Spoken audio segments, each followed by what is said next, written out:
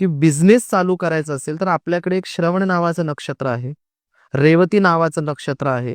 या नक्षत्रांचा काळ खूप चांगला असतो सर. त्याच्यामध्ये वनस्पतीशास्त्र तुम्हाला नेहमी सांगतं की तुमचा बुध स्ट्रॉंग करा. तुमचा आपण काय करतो, बऱ्याच वेळेस आज दिवस चांगला आहे म्हणून आपण बिझनेस ओपन करतो असं नसतं. प्रत्येक वेळेस बघा बिझनेसला चांगला काळ नसतो किंवा वाईट काळ पण नसतो. व्हायब्रेशन्स किती महत्वाचे. तुझा बुध स्ट्रॉंग आहे का?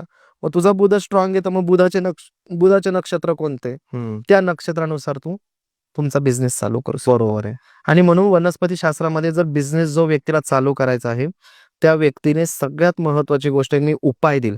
समजा तुम्हाला नोव्हेंबरमध्ये जर उपाय बिझनेस टाकायचा आहे, तर साधारणतः सप्टेंबर ऑक्टोबरमध्ये फक्त दर रविवारी हा उपाय करायचा किंवा बुधवारी उपाय करायचा आहे.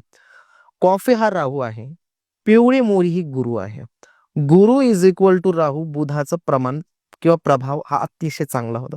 कॉफी आणि पिवळी मोहरी एकत्र करून वाहत्या पाण्यामध्ये म्हणजे जलतत्वाला दान केल्याने किंवा तुमच्या वास्तूमध्ये ईशान्य दिशेला, जसं की आपण गल्ला असतो, एक काचेची बॉटल घ्या हिरव्या रंगाची आणि त्याच्यामध्ये दररोज तुमच्या बिझनेसचा संकल्प, व्यवसायाचा संकल्प घ्या.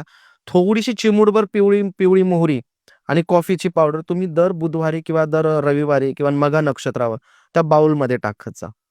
तिथून जसं जसं ते साठवण्याचं प्रमाण वाढेल तसं तसं तुमचं इकडे बिझनेस ग्रोथ व्हायला लागतो सर. पूर्ण व्हिडिओ बघण्यासाठी YouTube वर जाऊन बँटर विथ चेतन सर्च करा.